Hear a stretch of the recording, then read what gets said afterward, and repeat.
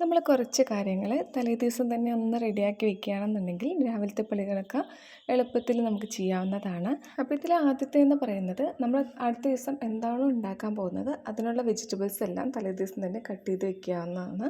അത് പറ്റുന്ന കാര്യങ്ങളെല്ലാം നേരത്തെ തന്നെ റെഡിയാക്കി വെക്കുക. എന്നിട്ട് ഉടനെ തന്നെ ബാക്കി ആവശ്യമില്ലാത്ത വെജിറ്റബിൾസ് എടുത്ത് ഫ്രിഡ്ജിലെടുത്ത് വെക്കുക. ആ ഭാഗം ക്ലീൻ ചെയ്യുക. ഇല്ലയെന്ന് വെച്ചാൽ എല്ലാ പണിയും കഴിഞ്ഞിട്ട് ക്ലീൻ ചെയ്യാമെന്ന് വിചാരിക്കുമ്പോൾ കിച്ചൺ മൊത്തത്തിലൊരു യുദ്ധക്കളം പോലെ ഫീൽ ചെയ്യും. അപ്പോൾ വൃത്തികേടാവുന്ന ഭാഗം അപ്പം തന്നെ വൃത്തിയാക്കിയിട്ട് പോകാനായിട്ട് ശ്രദ്ധിക്കുക. ഞാനിവിടെ തലേദിവസം തന്നെ ഇഞ്ചി, വെളുത്തുള്ളി, വലിയുള്ളി ഇതിൻ്റെ എല്ലാം തൊലി കളഞ്ഞ് കൂടെ വെക്കാറുണ്ട്.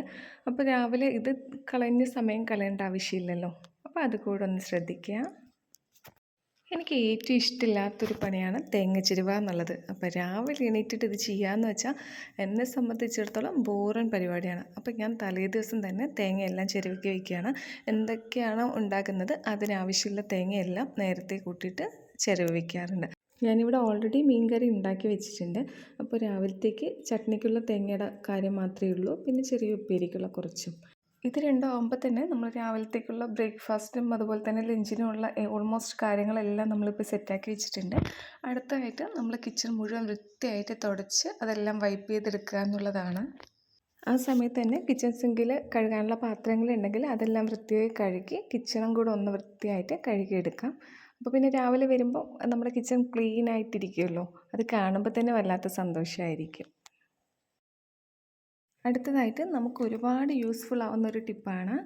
നമ്മൾ നാളത്തേക്ക് ആവശ്യമുള്ള പാത്രങ്ങളെല്ലാം ഒരു ടവൽ വിരിച്ചിട്ട് അതിൻ്റെ മുകളിൽ വയ്ക്കുകയാണെന്നുണ്ടെങ്കിൽ രാവിലെ പാത്രങ്ങൾ തിരഞ്ഞ് സമയം കളയേണ്ട ആവശ്യമില്ല. രാവിലെ ചോറ് വയ്ക്കാൻ കുക്കർ, ഉപ്പേരി വയ്ക്കാനായിട്ടുള്ളത്, അപ്പം ഉണ്ടാക്കാൻ എല്ലാം റെഡിയാക്കി വെച്ചിട്ടുണ്ട്. അതോടൊപ്പം തന്നെ ഹസ്ബൻഡിനും മോൾക്കും സ്കൂളിൽ പോകാനുള്ള ടിഫിൻ ബോക്സുകൾ എല്ലാം ഇവിടെ റെഡിയാക്കി വെച്ചിട്ടുണ്ട്. അപ്പോൾ ഉണ്ടാക്കുക, വേഗം അതിനകത്തേക്ക് ആക്കുക, ഉടനെ ക്ലീൻ ചെയ്യുക. അപ്പം പരിപാടി കുറച്ചുകൂടെ എളുപ്പമാവും.